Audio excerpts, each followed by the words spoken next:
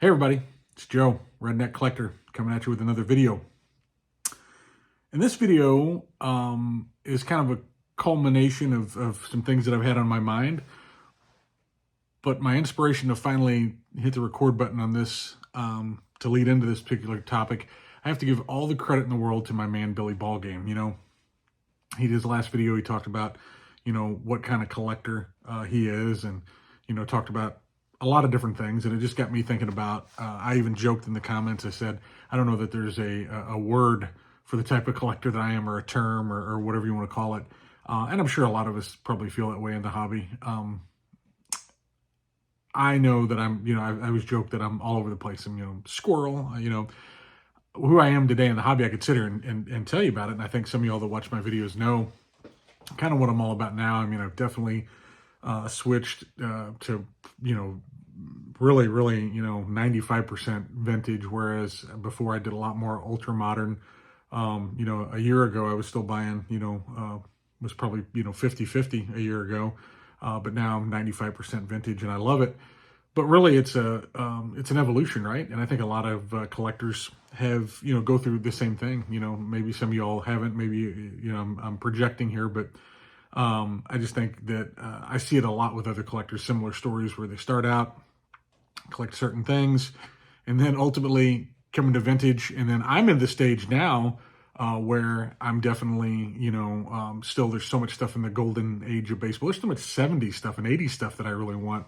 But I also want to dive into that pre-war stuff more. And I got my pre-war pushers out there, like, Aaron, who's constantly showing me cool stuff on his channel, making me want to buy it, or the president, Mr. Mangini, showing something cool pre-war. Just so many different channels out there that are just showing awesome stuff. So I'm in that in-between stage. I know at some point I'll probably be mainly pre-war. I just know, I see it coming, but there's a lot of things I want to do beforehand.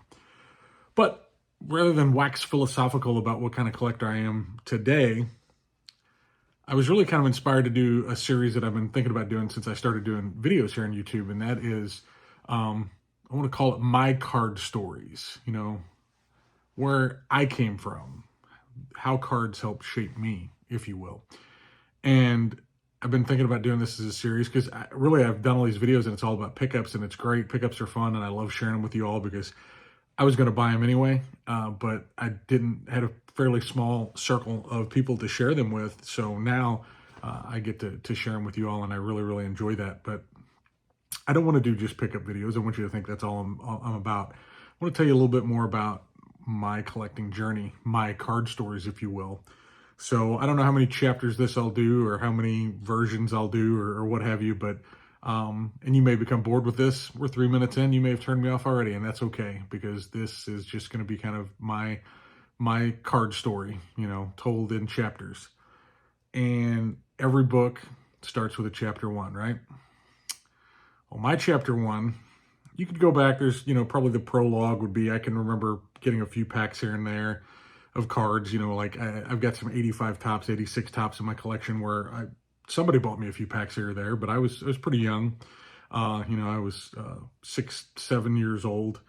But I really remember, I vividly remember 1987. Can remember the 85 playoffs. I was a Cardinal fan, grew up a Cardinal fan. My grandpa was a Cardinal fan, grew up in St. Louis. I grew up just south of St. Louis. So 85, I remember, watching, postseason games with him, but 87, I remember watching the whole season. I can still remember, Channel 11 here in St. Louis playing, the theme song for the Cardinals was "The Heat Is On," and I think of that all the time. I think of that and Axel Foley. Those are the two things I think about when I hear that song these days. But 87 comes around, and I'm watching baseball religiously with my grandfather, who was, he was a father figure to me. He was just a great guy, and he spoiled me rotten. He definitely did. But and we shared a love of baseball, or he passed that on to me. Maybe it was imprinting on me, whatever it is. But loved baseball, and my grandfather was not the type of person that really, splurged on himself. But he did collect coins. When I say he collected coins, he was happy to get one of the books that you got. I should have got one out for the video. I still have them.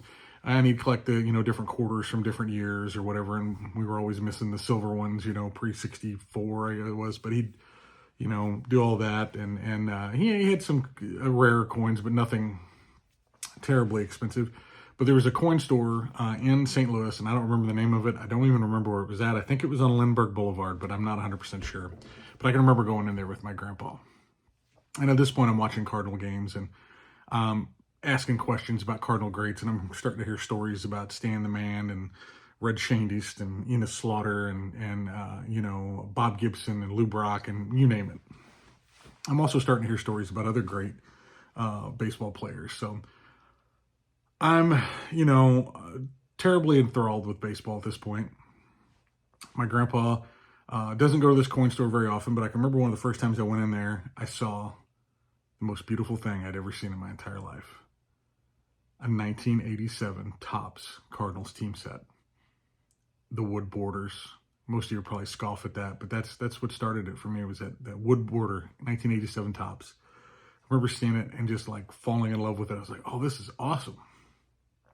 And he bought me that team set. I have no idea how much it cost. I was 7 years old. But I can remember getting it. I can remember taking it home. I don't remember if it was in a team bag. I don't remember. But then I can remember, just looking at it for hours and hours and hours. I have the remnants of that team set. I know some of them probably got put into my complete set. I thought about getting it out, but I thought this was handy. Just show you my little binder here. This is little Joe's, one of his first binders, and I'm lucky to have everything I ever had when I was a kid. I'm unlucky that I grew up in the late 80s, and none of it's worth anything except to me. But I'm going to flip here to some pages, to those beautiful 1987 cards.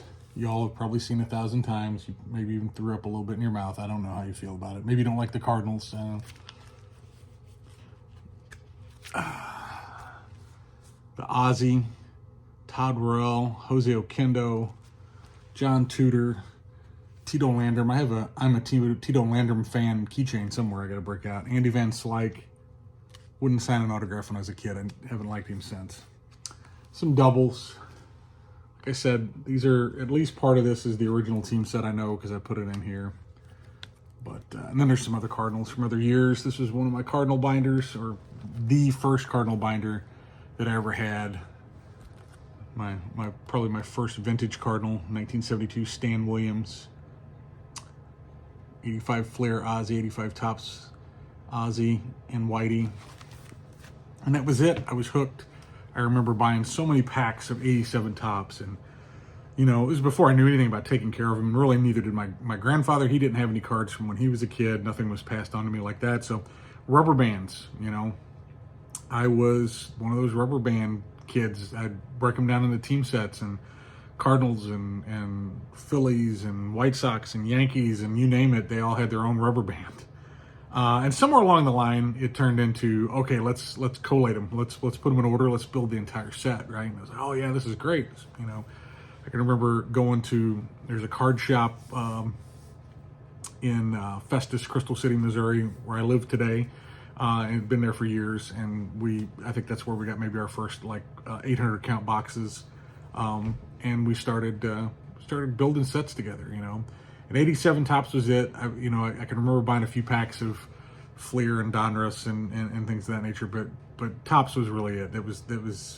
That's all I cared about. Those beautiful 1987 wood grain borders and building the sets and just hours and hours of fun.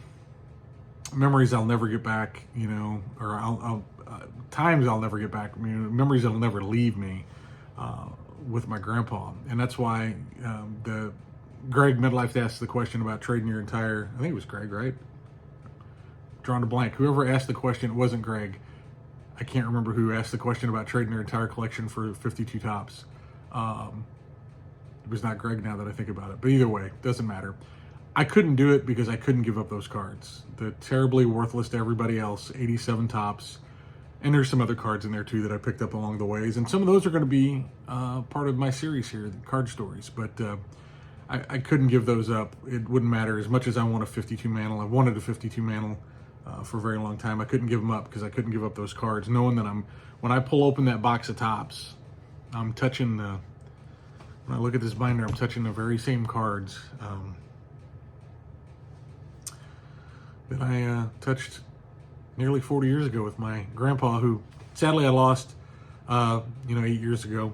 So sorry, get a little teary-eyed about that. But isn't it what this is all about? Is, the emotion, the attachment, all that good stuff. So yeah, couldn't give it up for anything in the world. So happy to have those. So really, when I think back about it, if I did see a therapist, I'd probably say that's when it all went downhill. As my cardboard addiction started at 7 years old, and I can remember 88 Topps, and I can remember god awful 88 Score, 88 Donruss, but still Topps was my number one thing.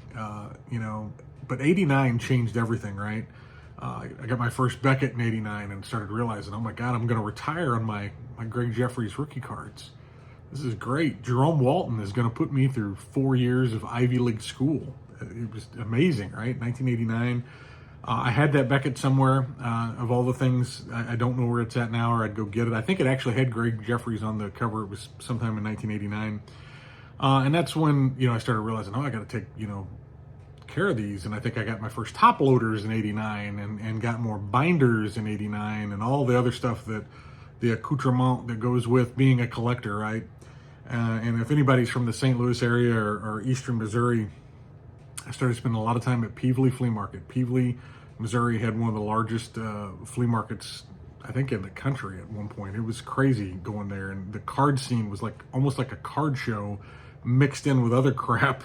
But the amount of dealers there that were there week in and week out, the wax you could buy, the things that you would see, I was immersed in that because my grandpa, he'd take me, we'd go. It was just our thing. It felt like every Saturday we were at the Pevely Flea Market, and just those memories, right?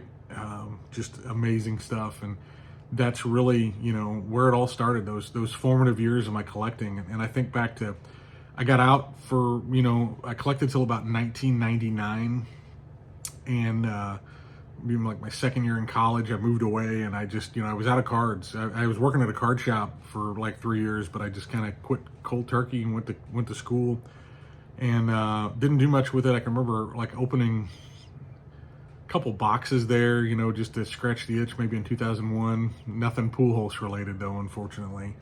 And then I can remember getting back in for a short time in 06. Spent way too much money in a short amount of time. I had just gotten a big raise at work and was making the most money I'd ever made in my entire life. And I was blowing way too much of it on cards. So 06, 07, I made a brief re-entry there, 6 months or something, and then I was back out. But in 2016, I started buying a little bit. But 2017, if anybody remembers, when Topps Series 1 came out, what was the throwback insert? It was the 1987 Topps. And I was like, oh my God, I gotta see this, I gotta get these cards, and it's been downhill since then. I got back in, and so I had some things I was going to show here, just to think about what kind of collector am I, right? I'm a collector that today, I like some of the shiny stuff. I like Juan Soto. I love Stadium Club. It'll probably be a card story, maybe. Stadium Club cards. Brent Richards just showed PSA 10 91 Stadium Clubs. Boom, mind blown. Those are awesome cards. I'd love to do that. I love old cards. I love some Yogi, and I love 53 Bowman. I love new cards that are made to look like old cards. Still holding that hope for my man Jordan Walker. I love rookie cards. I like them new. I like them old. Beautiful. I have an 8-year-old son who doesn't really care about sports cards a whole lot yet. A little bit. He likes Jordan Walker. He'll watch Cardinal games with me. He'll watch Chiefs games with me. But he loves Pokemon. I'm a card collector. I've had to learn a lot about Pokemon. I send almost as many cards to PSA for Pokemon as I do anything else. So I'm a Pokemon dad, collecting dad. Before you scoff at this is like a $600 PSA 10. So that's me in a nutshell, but it's taken a lot of years of collecting, some formative events through there. that I'm going to share with you in my card stories and tell you some of the things that have happened that maybe shaped me and gave me this disease that I have today that we call collecting. So it's going to take a while for me to answer the question there, Bill, of what kind of collector am I? And I appreciate you very much putting out that video. I thought it was really good. It got my wheels turning and was instrumental in me doing this series, I guess. It's a kickoff to the series. I'll still be doing some pickup videos. In fact, I got a bunch of cards here in front of me I just picked up. I'd really love to show you, but I've got more coming. I said I was going to slow down. I haven't. So that's the collector I am today. No self-control. But don't worry, my bills are paid. Kids are taken care of. So, but that's my card stories, or the start of my card stories. That's where it's going to, lead off is 1987 Topps. Started it all. So if you've ever seen me comment on a video about 87 Topps, I'm like, it's the set that started it all. You were like, oh, yeah, we heard you, Joe. Shut up. But just love it so much. It's probably one of the reasons that I love a lot of the other wooden sets, if you will. But thanks. 16 minutes in. If you've been in this long, I really appreciate it. And hopefully you'll tune in, check out some more of my card stories as I drop them along the way and take you through the years. So maybe I'll have to dig out pictures so you can see 7-year-old Joe, and maybe put you in the moment a little bit more. But anyway, I appreciate you all very much. I appreciate you all that have subscribed and watch these videos, and those that haven't subscribed, it's fine. I just appreciate you watching and commenting and coming along. So let me know in the comments what set started it all with you. What was the first memory you have of maybe building a set or buying packs? And we'll see you on the next one. Remember, keep it a little redneck until then. And happy Thanksgiving. If I don't get a chance to make another video, it's Tuesday night. I probably won't, but you never know. I got pickups coming. Maybe I'll do one tomorrow. But thank you very much. We'll see you.